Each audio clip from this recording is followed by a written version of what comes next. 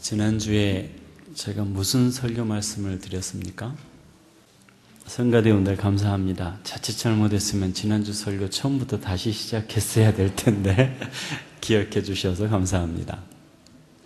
성경이 창세기부터 요한계시록까지 쭉 요약을 해서 집약을 시켜 놓으니까 뭐라 그랬어요? 사랑이라 그랬어요. 그 사랑 외에는 우리가 할 것이 없어요. 사랑 외에는 교회에서 여러분이 봉사를 하시든 헌금을 하시든 어떤 큰 일을 하시든 사랑이 없으면 울리는 꽹과리라 그러셨어요.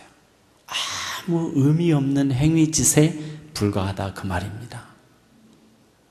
그래서 성경은 처음부터 끝까지 우리에게 사랑을 요구하고 계시고 교회가 목숨 내놓고 해야 될 일이 사랑입니다. 사업 아닙니다. 여러분이 신앙생활 중에 목숨 내놓고 하셔야 될 일이 사랑입니다. 어떤 목사님이 교회에서 목회를 하시는데 집사님 한 분이 가시였어요. 그래서 재직회를 할 때마다 이 집사님이 손을 들고 목사님에게 따지고 달려들기 시작하니까 이 목사님이 목회하고 싶은 마음이 없어요. 재직회를 할 때마다 너무 속이 상하고 목사님이 견딜 수가 없어서 목사님께서 기도원에 들어가셨어요. 작정 기도를 30일을 작정하고 하나님께 기도하시면서 이 집사를 좀 고쳐주세요. 반드시 고쳐주세요. 그렇게 기도를 하는데 작정한 기도 기간이 거의 끝나갈 무렵에 주님이 물으시더랍니다. 네가 그 집사를 꼭 고치겠느냐? 고쳐야만 되겠느냐? 그래서 이 목사님께서 대답하시기를 제가 반드시 고쳐놓겠습니다. 설령 내가 이 교회를 사임하고 떠날지라도 그 집사는 고쳐놓고 가겠습니다. 반드시. 그랬더니 주님이 이렇게 말씀하시더랍니다. 나도 못 고쳤는데 네가 고칠 수 있겠느냐? 나도 고칠 수 없어서 내가 대신 죽어서 내가 대신 피를 흘려서 십자가의 피로 덮어가지고 천국에 데려간다. 근데 네가 고칠 수 있겠느냐? 많이 사랑해 주거라. 많이 섬겨 주거라. 그러시더랍니다. 그분이 왜 그렇게 난리를 쳤겠습니까? 목사님의 사랑이 부족해서 그랬겠죠. 은혜가 부족해서 그랬겠죠. 다른 욕심이 있었겠습니까? 그러면 여러분들은 어떠십니까? 신앙생활 하시면서 여러분들이 만나는 사람들 어떻게 하고 싶으십니까? 도대체 어떻게 했으면 여러분이 편안하고 행복하게 의견 갈리지 않고 신앙생활 할 수 있겠습니까? 사랑만이 녹일 수 있습니다. 사랑만이 품을 수 있습니다. 그 사랑할 때 내가 그 사랑으로 그 사람을 고칠 수 있는 게 아니라 내가 사랑할 때 그 사랑을 보신 주께서 그를 고치십니다. 그래서 우리는 사랑해야 되는 겁니다.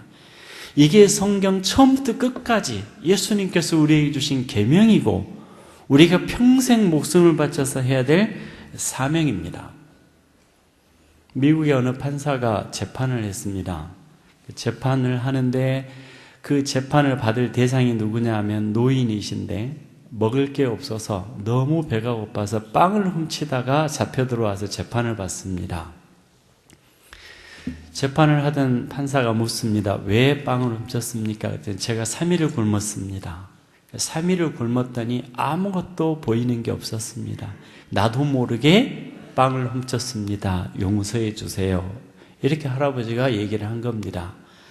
그랬더니 이 판사가 한참을 고민하더니 판결을 이렇게 내렸습니다. 빵을 훔친 죄의 대가로 벌금 10달러를 부과합니다. 그러니까 사람들이 이제 술렁였습니다. 왜냐하면 10달러를 낼 능력이 안 되는 사람이잖아요. 빵도 없어서 훔쳤던 사람이잖아요. 그래서 이 할아버지가 10달러 벌금 판결을 받는 순간에 술렁술렁한 겁니다. 그리고서 잠시 후에 이 판사님이 자기 주머니를 꺼내서 10달러를 내놓습니다. 10달러를 내놓으면서 뭐라고 얘기를 했느냐면, 저는 이 할아버지가 아무것도 먹을 수 없을 때 나는 너무 좋은 것만 골라 먹는 죄를 범했습니다. 너무 좋은 것만을 먹고 살면서 이웃의 어려움을 돌보지 못했습니다. 그 죄에 대한 대가로 저는 10달러를 내놓습니다. 그리고 나서 그 다음에 한마디 했는데, 여러분들도 세상을 살면서 그렇게 살고 계실 겁니다. 스스로에게 벌금을 내실 분들은 벌금을 내십시오. 그랬더니 그 자리에서 47만 달러가 모금이 됐답니다. 이 할아버지가 세상에 다시 나가서도 배가 고파 빵을 훔치는 일이 없도록. 이게 사랑입니다. 보통 사람들은 그 판사의 자리에 앉았다면 그 사람 정죄하려고 달려들지 않겠습니까? 법이 있으니까. 우리는 판사의 자리에 앉아있지 않아도 우리는 사람들 정죄하지 않습니까?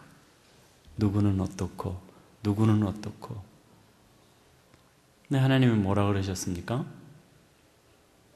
아들을 내어주시니까 그 아들과 함께 모든 것을 은사로 내어주시지 아니하겠느냐. 하나님께서 의롭다 하신 자를 누가 송사하리요? 하나님이 사랑한 사람들입니다. 여러분 한 분 한 분.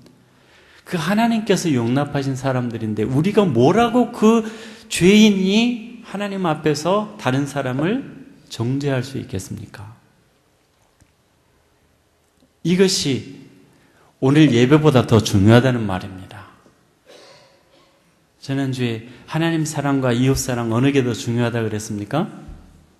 이웃 사랑이 더 중요하다 그랬습니다. 왜냐하면 이웃 사랑에 뭐가 다 포함되어 있다 그랬습니까? 하나님 사랑이 포함되어 있다고요. 바울도 형제를 사랑하면 온 율법을 다 이뤘다라고 말씀하셨잖아요. 하나님 사랑한다고 외형적인 거룩하게 옷 입고 예배드리는 이 종교 행위 말고 정말로 하나님께서 말씀하시는 것을 사랑으로 행하고 이웃 사랑을 행하는 데까지 나아간다면 하나님께서 네가 진짜로 나를 사랑한다라는 것을 인정하겠다라는 겁니다. 그래서 예수님께서 너희가 서로 사랑하면 내 제자인 줄 알리라. 오늘 우리가 거기까지 가는 일에 목숨 거셔야 됩니다. 이 교회가 나아가야 될 목표, 사랑입니다. 여러분의 신앙생활의 목표가 바로 사랑입니다. 그래서 모든 문제가 생겼을 때 여러분 그 앞에다가 프리즘을 하나 딱 대세요. 사랑이라는 프리즘을 통과해서 문제를 보면 해답이 너무도 간단합니다. 이 할아버지에게 판결을 내린 판사처럼, 그 판사 이름이 라과디아 판사랍니다. 유명해져서 이 판결 하나로 유명해져서 뉴욕의 시장이 되었고 심지어는 뉴욕에 라과디아 공항까지 생겼답니다. 그 사람의 사랑으로 살아가는 삶 자체가 많은 사람들에게 감동을 주었기 때문입니다. 그런데 문제는 이렇게 설교를 지난주에 듣고 나니까 일주일 동안 사랑에 집디까? 왜 고개를 흔드십니까? 제 가슴이 서늘해지도록.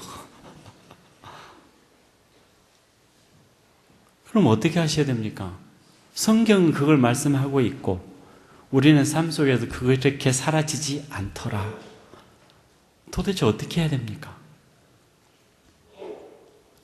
주님께서 베데스다에 가셨습니다. 베데스다라는 뜻은 원어상 은혜의 집이라는 뜻입니다. 그런데 그 베데스다에 누가 있었어요? 병자들이 있었죠. 혈기 마른 자, 절름발이. 다시 말씀드리자면 난치병 환자들이 다 모여 있어요. 정상적인 생활이 불가능한 사람들, 병원에 가도 치료받을 수 없는 사람들이 다 모여 있어요. 그림이 그려지십니까? 자, 은혜의 집이에요. 하나님께 은혜 받는 집이에요. 거기에 난치병 환자들만 다 모여 있어요. 뭐가 연상이 되십니까? 교회예요. 여러분, 교회에는 누가 모여 있습니까? 장로님들, 권사님들이 모여 있죠. 집사님들. 좀 더 정확하게 말씀드리면 교회에 누가 모여 있습니까? 죄인들이 모여 있습니다. 세상에 온갖 죄인들을 다 갖다 놨습니다. 난치병 환자들만 다 갖다 놨습니다. 주님이 고치려고 시도를 하셔도 못 고칠 수밖에 없는 사람들만 다 데려다 놨어요. 난치병, 영적으로 난치병 환자들만 다 모여다 놨다 이 말이에요. 여러분, 우리가 잘난 사람들 같죠? 제가 이렇게 설교하고 있으니까 거룩하게 사는 사람인 줄 아시죠? 천만에요. 인간은 다 똑같습니다. 하나님이 얼마나 죄짓지 못하도록 컨트롤해 주시느냐에 따라서 조금 더 바르게 사는 것 같고 조금 더 심란하게 사는 것 같아 보일 뿐입니다. 인간은 난치병 환자들입니다. 오직 주님께서 고치실 수 없으셨으면 십자가의 피로 덮어서 천국에 데려가시겠습니까? 여러분, 그리스도인들 장례 때 관 위에 뭘 덮습니까? 빨간 천에다 십자가 표시해서 덮어서 가지 않습니까? 주님의 피로 덮어서 천국 데려가는 겁니다. 뭐가 잘났다고 우리가 목에 힘을 주고, 뭐가 잘났다고 목사라고, 뭐가 잘났다고 장로라고, 내가 뭘 신앙생활 잘한다라고 다른 사람을 정죄할 수 있겠습니까? 내가 뭘 주장할 수 있겠습니까? 우리는 다 똑같은 사람들입니다. 그렇기 때문에 주님이 고칠 수 없어서 십자가의 피로 덮어가는 사람들이에요. 그렇기 때문에 성경의 창세기부터 요한계시록까지 그 하나님께서 말씀하시는 핵심이 딱 잡아보니까 사랑이라는 걸 알면서도 사라 집디까 그러니까 고개가 절레절레 저어지죠. 그게 우리 현실입니다. 만약에 우리가 뭔가 진짜 장로답고 진짜 목사답고 권사답고 우리가 그렇게 그리스도인 다 왔다면 그 말씀 듣고 어떻게 하겠습니까? 내가 지금까지 하지 못했던 사랑할 겁니다. 내가 지금까지 하지 못했던 숙제를 풀 거 아닙니까? 숙제 푸신 분 계십니까? 한번 손들어 보십시오. 지난주 설교 듣고 그동안 하지 못하고 가슴에 뭉쳐놓고 살았던 사랑을 일주일 동안 다 풀어내신 분 한번 손들어 보세요. 우리는 죄인입니다. 대책 없는 사람들입니다. 영적으로 난치병 환자들이라 이 말이에요. 그런 사람들을 교회에 다 모아놓으셨어요. 그런데도 우리는 목소리가 점점 커져요. 죽어가지 않으니까. 하나님 앞에 내가 죽어야 사는데. 이게 바로 오늘 베데스다의 모습입니다. 은혜의 집이에요. 베데스다. 행각이 5이 있어요. 그리고 그 앞에 난치병 환자들이 다 모여 있어요. 거기에 모여 있는 목적이 뭡니까? 연못에 물이 동하면 천사가 내려와서 한 번씩 물을 동할 때 흔들어 놓을 때 거기에 제일 먼저 들어가는 사람이 치료함을 받았다라는 겁니다.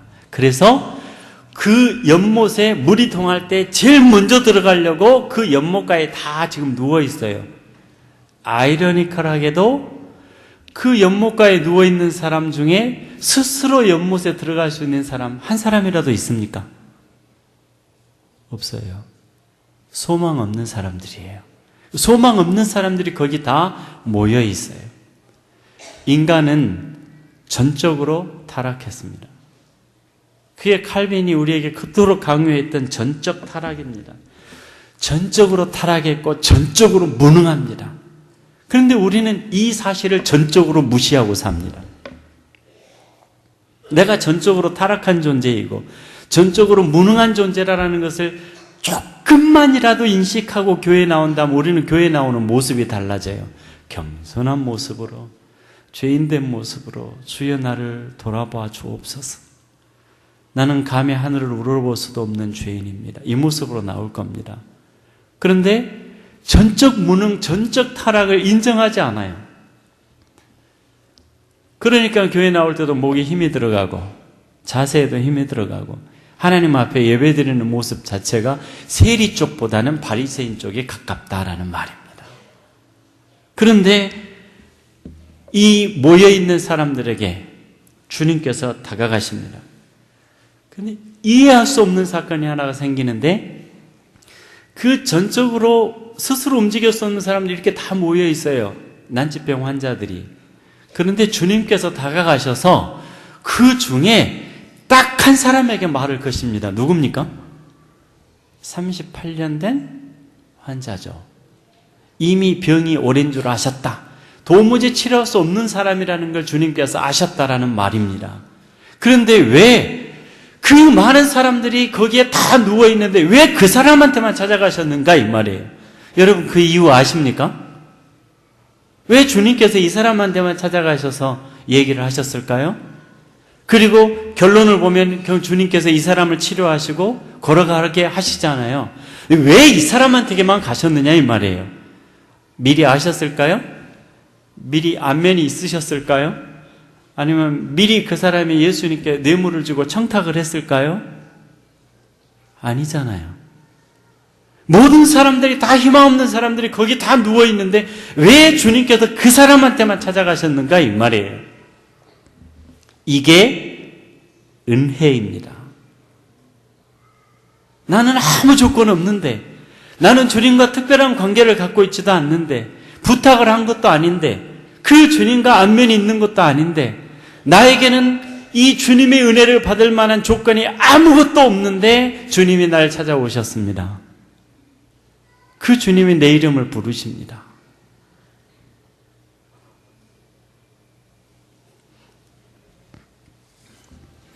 우리는 그 은혜와 사랑 때문에 오늘 여기 있습니다. 내가 주님을 위해서 충성한 거 없습니다. 내가 주님 만나 뵙고 싶다고 안달복달한 거 아닙니다. 그런데 어느 날 주님이 찾아오셔서 나를 예수 믿게 하셨습니다. 그리고 쓰시겠다 하십니다. 그래서 그분을 따라갔더니 인생의 놀라운 일들을 경험하게 됩니다. 은혜입니다. 오늘 우리가 여기 앉아있는 것이 바로 이 은혜 때문에 나와 있는 겁니다. 아무런 조건도 없어요, 우리는. 그렇다고 예수 믿고 난 다음이라도 주님 앞에 바르게 살았습니까? 사랑하며 사셨습니까? 여러분 사랑 때문에 이웃 사람이 녹아서 교회에 나왔습니까? 성경이 처음부터 끝까지 요구하는 게 사랑이기 때문에 서로 사랑하고 서로 사랑에 겨워서 여기 모든 모인 사람들이 날마다 잔치하는 것 같아요. 주일 교회만 오면 사랑에 녹아서 감격에 겨워서 행복에 겨워서 어쩔 줄은 몰라요. 그래서 집에 돌아가면 내 이웃 사람들에게 자랑하게 됩니다. 내가 교회 가서 이런 은혜를 받았고 이런 사랑을 받았고 이런 사랑에 감격스러워서 산다고. 그랬더니 이웃집이 나를 쳐다보면서 그렇게 살고 싶어요. 그런 사랑을 나도 경험하고 싶어요. 그래서 따라 나오는 게 전도입니다. 주님은 전도를 우리에게 그렇게 가르치셨습니다. 한국 교회가 이상한 방법으로 전도를 하고 있습니다, 요즘에. 숫자 채우기 위해서. 그러니까 결과는 어떻게 됩니까? 진짜 그 사랑에 겨워서 나온 사람들이 모이는 게 아니고 자꾸 총동원이다 뭐다 새생명잔치다 해갖고 끌어다가 앉혀놓으니까 어느 정도 자리 채우다가 쓱 빠져나가고 앞으로는 들어오는데 뒤로 다 나가잖아요. 그런 전도 말고, 그런 인간의 책략으로 만들어진 전도 말고 주님이 말씀하신 전도를 행하십시오. 사랑하십시오. 그리고 가셔서 이웃을 사랑하십시오. 그 사람 때문에 여러분에게 자석에게 조그만 못이, 조그만 쇠가 탁착 달라붙어 끌려 나오듯이 그렇게 여러분들의 삶을 통해서 전도가 이루어지게 하십시오. 이게 사랑이고 다른 말로 말하면 전도입니다. 이게 전적인 타락이고 전적인 부패라는 걸 인정하는 순간부터 우리가 이런 은혜를 받았다라는 사실을 깨닫게 되고 이런 은혜를 받았기 때문에 너무 감격스러워서 그런 사랑을 행할 수밖에 없는 사람이 되게 돼 있는 겁니다. 주님께서는 우리에게 이런 은혜를 주셨습니다. 아무런 조건이 없는데 나를 찾아오신 거죠. 그런데 희한한 일이 벌어집니다. 예수님께서 이 38년 된 환자를 만나서 질문을 하십니다. 뭐라고 질문을 하시느냐면 내가 낫고자 하느냐 이렇게 물으세요. 여러분 이런 바보 같은 질문이 어디 있습니까? 예수님께서 성경에서 하신 질문 중에 제일 바보 같은 질문입니다. 내가 낫고자 하느냐. 여러분 거기에 사람들이 왜 있어요? 베데스다에? 낫고 싶어서 있잖아요. 낫고 싶어서 모여있는 사람에게 내가 낫고자 하느냐 이런 하나마나한 질문을 예수님께서 하셨다라는 겁니다. 왜 그러면 예수님은 이렇게 질문하셨을까요? 오늘 제가 이 설교 시간을 통해서 말씀드리고자 하는 키포인트가 바로 이 문제입니다. 왜 그렇게 질문을 하셨느냐? 이 환자가 대답한 말을 들어보면 예수님께서 왜 이렇게 질문하셨는지 이유가 나옵니다. 환자가 예수님이 내가 낫고자 하느냐 이렇게 질문을 하시니까 환자가 정상적이라면 뭐라고 대답해야 됩니까? 낫고 싶습니다. 주여 나를 치료해 주소서. 그렇게 답변을 드려야 맞지 않겠습니까? 그런데 이 환자가 뭐라고 답변했습니까? 본문 한번 같이 볼까요? 거기 7절을 한번 함께 읽겠습니다. 시작. 병자가 대답하되 주여 물이 움직일 때에 나를 못에 넣어주는 사람이 없어 내가 가는 동안에 다른 사람이 먼저 내려가나이다. 요약하면 무슨 뜻입니까? 나는 저 연못에 들어가고 싶습니다. 들어가고 싶은데 그 연못에 나를 데려다가 집어넣어줄 사람이 없습니다. 이 뜻입니다. 정상적이라면 뭐라고 얘기해야 맞다고요? 내가 낫고 싶습니다. 주님 나를 치료해 주옵소서. 주님이 내게 찾아오셨습니다. 내가 주님께 말씀드리고 주님이 나를 치료하시면 낫습니다. 아무도 아멘 안 하시네요. 주님이 나를 치료하시면 안 낫습니까? 낫죠. 그러면 주님께서 나를 치료하시면 낫습니다. 주님 나를 긍휼히 여기셔서 치료해 주세요라고 요구해야 맞는 거 아닙니까? 그런데 주님이 여기 계시는데 그 주님을 향해서 그 얘기를 하지 못하고 내가 저 연못에 들어가고 싶습니다. 근데 누가 나를 넣어줄 사람이 없습니다. 조금 더 정확하게 말하자면 무슨 요구가 들어있습니까? 주님 나를 저 연못에 넣어주세요 이 말입니다.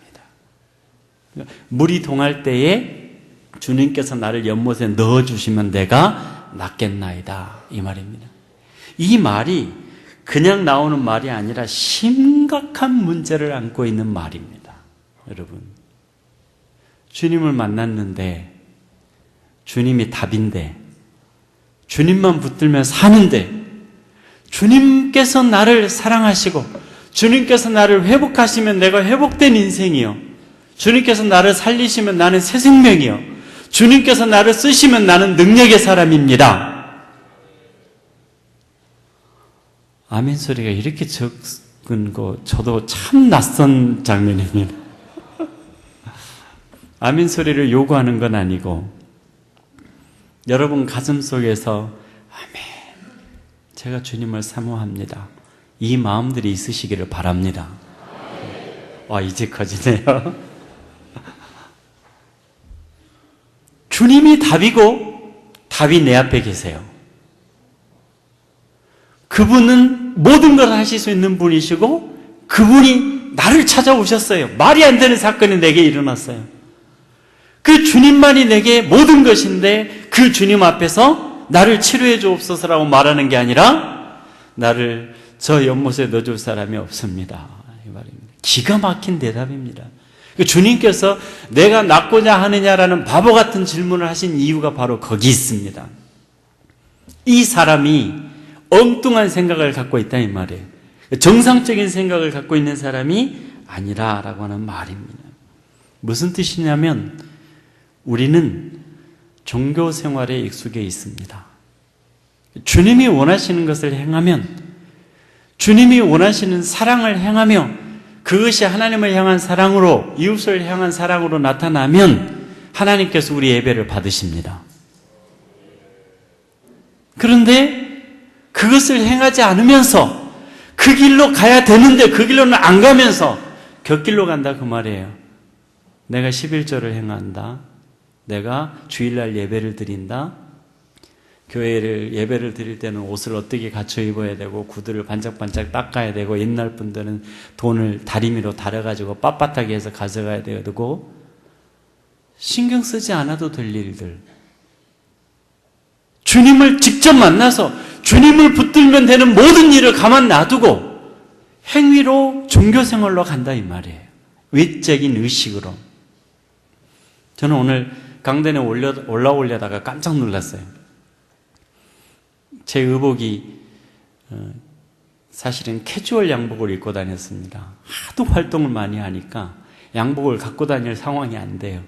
그래서 둘둘둘둘 마르면 책가방 속에 쑥 들어가고 걸어서 끄집어내서 털어놓으면 입을 수 있는 양복을 갖고 다녔어요. 주일 오전 예배를 드리려니까 이게 격에 안 맞아서 제가 이렇게 새 양복을 얻어 입었습니다. 하나님의 귀한 손길을 통해서 이렇게 입고 오늘 아침에 단을 올라오려고 그러는데 그 방에서 출발하기 전에 갑자기 머릿속에 퍼뜩 든 생각이에요. 구두에 하얀 먼지가 앉아 있더라고요. 저는 등산화 신고 설교하거든요. 등산복 입고 설교합니다. 산에서. 그 사람들이 그렇게 험하게 바지를 이 종아리까지 걷어 올리고 흙바닥에 푹푹 빠졌다가 급하게 교회에 나와서 예배드리러 나올 때, 강단에 올라올 때에도 종아리까지 걷어 올린 바지 밑에 흙이 가득 묻어있는 신발 신고 강단에 올라와 있는데 나 혼자 양복 입고 번지르르하게 올라가면 그 사람들에게 큰 결례가 아닙니까? 저는 그냥 똑같이 그 사람들하고 똑같이 예배를 드립니다. 어쩔 때는 보름 동안도 면도를 안 하고 단에 올라갈 때가 있습니다. 그 사람들하고 똑같이 그냥 그렇게 보이도록. 아침에 올라오려고 보니까 구두에 먼지가 앉아 있어요. 깜짝 놀라고 휴지로 구두 위에 먼지 닦고 올라왔습니다. 제가 구두에 앉은 먼지 그대로 단에 올라와서 설교하면 오늘 예배 드리는데 문제가 있습니까?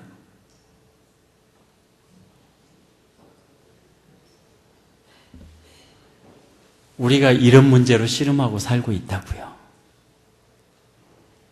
주님 만났으니까 주님 붙잡고 하나님 내가 살고 싶습니다. 나를 낫게 해주시면 내가 주님 앞에 주님의 사람으로 충성하면서 평생 인생을 다 드리겠습니다. 이렇게 하면 간단하잖아요. 나를 연못에 좀 넣어주세요. 들어가고 싶은데 저기다가 나를 밀어 넣어줄 사람이 없습니다. 이 의식 속에 뭐가 들어있느냐면 인본주의가 들어있습니다. 사람의 힘으로 연못까지 가야 돼요. 내가 가든가 내 노력으로 가든가 안 그러면 다른 사람의 노력으로 나를 연못 속에 집어넣어줘야 된다 이 말이에요. 무슨 얘기인지 아십니까?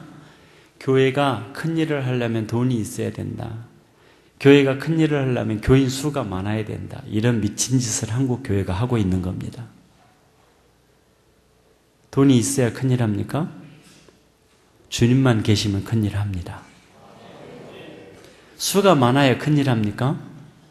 주께서 함께 하시면 하루아침에 뒤집어집니다. 우리는 주님만 있으면 됩니다. 숫자가 많은 게 중요한 게 아니에요. 너희는 인생을 의지하지 말라. 그의 호흡은 코에 있나니 수에 칠 가치가 어디 있느냐? 하나님이 주신 말씀입니다. 그런데도 성도 수 늘려서 내 힘을 과시하려고 그럽니다. 헌금 액수 늘려서 큰일을 하려고 그럽니다. 주님이 필요 없는 거죠. 나를 연못에 넣어주세요. 이 뜻입니다. 이게 이 38년 된 병자가 가지고 있는 사고방식이에요. 그래서 주님이 오셔서 내가 낫고자 하느냐 이렇게 질문을 하신 겁니다. 그 사람 머릿속이 그런 줄 아시고 그래서 그렇게 질문을 해봤더니 아니나 다를까 그 병자의 입에서 나온 말이 주님 딱 붙잡으면 될 거를 나 저기 들어가고 싶습니다. 인간의 힘으로. 그런데 거기 앉아있는 사람들 중에 누가 그걸 해줄 수 있는 사람이 있겠습니까? 사랑하라. 성경이 사랑을 우리에게 말씀하고 있습니다. 사랑하면 될 거 아닙니까? 그런데 사랑이 안 됩니다. 왜요? 조건이 맞아야 되지 않겠습니까? 조건이 만들어져야 되지 않겠습니까? 그런 생각을 갖고 있습니다. 사람이 조건을 만들고 내가 사랑하고 주고받을 만한 환경이 만들어져야 된다 이 말입니다. 그래서 사랑을 하지 못하는 겁니다. 하나님은 우리에게 그걸 요구하지 않으십니다. 환경이 어떤 상황이든 간에 상관이 없습니다. 하나님께서 오늘 우리에게 말씀하시는 것은 다른 이유가 있어요. 이 환자에게 주님께서 찾아오셔서 그렇게 안타까운 어리석은 얘기를 하고 있는 환자에게 예수님께서 뭐라고 그러셨냐면 에게이로 일어나라. 그런데 원어상에 그러니까 한국말로 번역을 해놓으니까 맹점이 하나 있는 게 원어에서 예수님께서 그렇게 표면적으로 말씀하시는 내용 속에 포함되어 있는 이면적인 다른 내용이 사라져버려요. 그래서 한글 성경을 보면 완벽하게 이해가 안 되는 겁니다. 이 말은 일어나라라는 뜻인데 원어상으로는 일어나게 해주겠다라는 타동사의 의미가 포함되어 있습니다.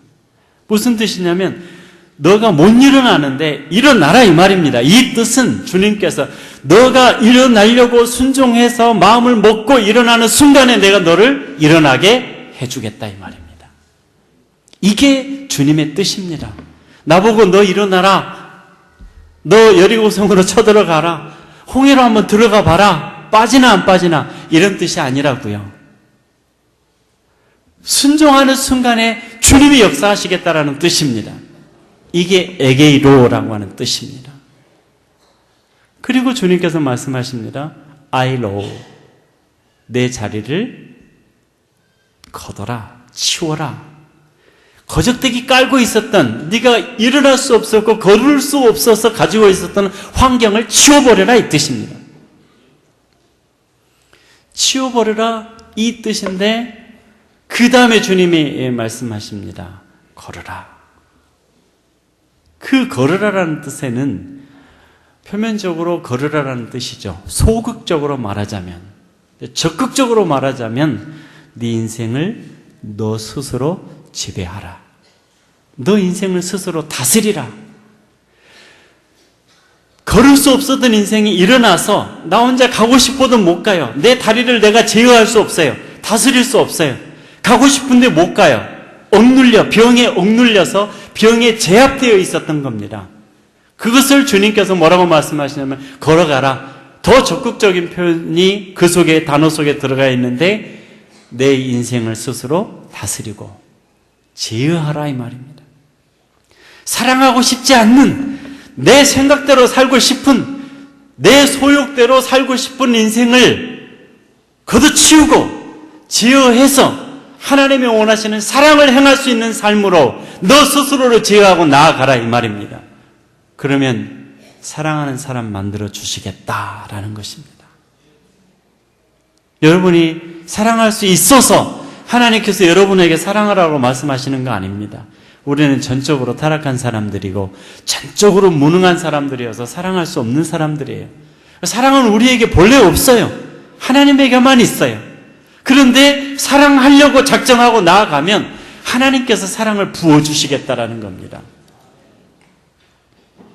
저도 한국에 있을 때 잘 못했어요. 성도들 잘 안아주지 못했어요.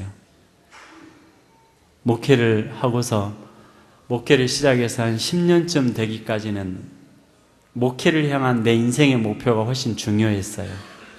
그래서 정신없이 30대 때 젊었고 목회 경험이 부족하니까 가야 될 목표를 하기 위해서 성도들을 다그치고 달려나가고 그거 외에 사람을 사랑할 줄은 몰랐어요. 40대가 되니까 그 무렵부터는 뭔가 기반이 잡히고 이제 뭘 하면은 더 크게 이루어질 것 같으니까 더 정신없이 달려갔죠. 50대가 돼서야, 목회를 한 지 20년이 넘어서야 하나님이 내게 맡기셨던 것이 사랑이었고, 하나님이 내게 맡겨주신 영혼들을 가슴에 품고 울고 사랑하는 것이 하나님이 내게 맡기신 일의 전부였다라는 것을 너무 늦게 알았습니다. 하나님께서 원하셨던 것이 그것이었는데 겉으로 이루어지는 인생의 목표, 이런 것이 전부인 줄 알고 달려갔던 거죠. 내가 일찍 알았더라면, 더 일찍부터 사람들을 끌어안고 사랑할 수 있었더라면 하나님께서 나를 또 얼마나 더 귀하게 사용하셨었을까. 주님이 우리에게 그걸 요구하고 계시는데 우리는 여전히 사랑할 수 없는 절름발이고 38년 된 병자이고 사랑하고 싶지만 사랑이 지지 않는 사람들입니다. 사역지에 가서 영혼들을 이제 끌어안고 사랑하기 시작했습니다. 남자고 여자고 끌어안고 사랑하기 시작했습니다. 모든 사람들이 제 품에 와서 안기기 시작했습니다. 그렇게 사랑하다 보니까 하나님께서 그곳에 놀라운 일들을 행하기 시작했습니다. 내 입으로 전도하는 그 중국어가 중국인들에 비해서 저 잘하겠습니까? 그러나 그들은 그 사랑을 압니다. 같이 울고 있는 사랑을 깨닫습니다. 그러다 보니까 제가 한국에 나와서도 실수를 합니다. 아무나 끌어안으려고 그래요. 아무나 끌어안고, 가슴 아픈 사람이 있으면 끌어안고, 너무 오랜만에 눈물겨운 사정이 있었던 사람들 만나면 끌어안고 싶습니다. 제가 혹시 그러더라도 오해하지 마십시오. 이성적으로 사랑해서 그러는 건 아닙니다. 여러분들을 사랑하고 싶고 끌어안고 싶고 격려하고 싶고, 때로는 말보다 한번 끌어안는 그 속에서 위로와 힘이 넘칠 때가 많습니다. 여러분, 옆에 앉은 분들에게 이제부터 사랑하렵니다 한번 고백해 보실랍니까?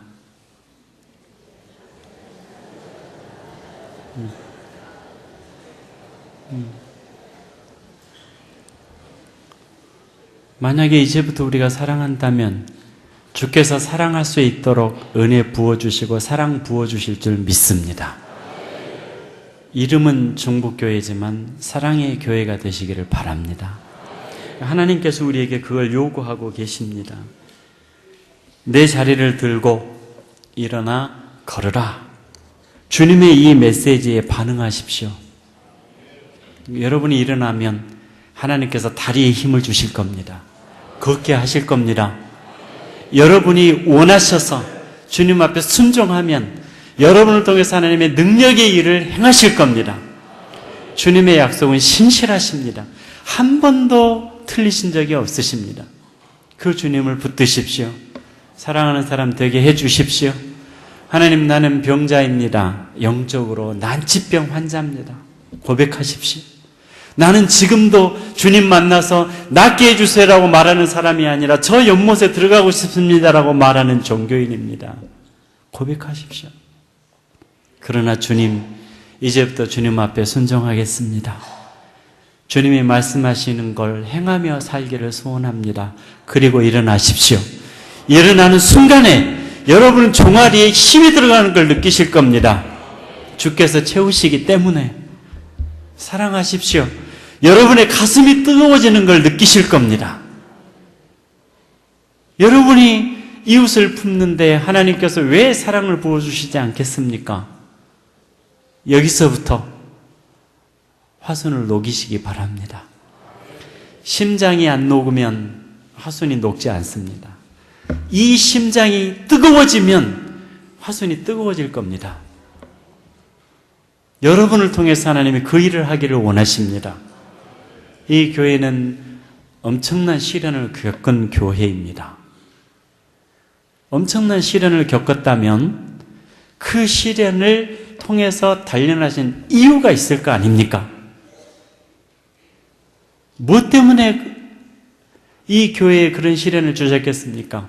저는 그 시련이 이 교회에 닥쳤을 때 이 교회에서 2년간 사역을 했었기 때문에 그 시련이 얼마나 혹독한 시련이었었는지를 알고 있습니다. 그러면 그런 시련을 겪어서 이 교회가 회복됐고 살아났고 부흥을 했습니다. 그러면 뭐를 해야 됩니까? 그 시련을 주셨던 하나님의 목적이 우리를 통해서 이루어져야 될 거 아닙니까? 다른 사람이 하지 못하는 사랑을 해야 될 것이고 다른 사람이 하지 못하는 충성을 해야 될 거 아닙니까? 그런데 예전과 똑같은 모습으로 존재하자면 어떻게 하자는 겁니까? 우리에게는 소망이 없습니다. 우리가 그런 시련을 받은 만큼 더 뜨겁게 사랑하십시오. 그리고 주님이 무엇을 말씀하시든지 간에 그 순간 순종하여 일어나십시오. 걸으십시오. 걸어가는 그 인생의 목표가 사랑이기를 바랍니다. 그래서 여러분을 통해서 하나님께서 놀라운 일을 이 예배를 통해서 이 교회를 통해서 온 땅에 행하시기를 주님의 이름으로 축원합니다.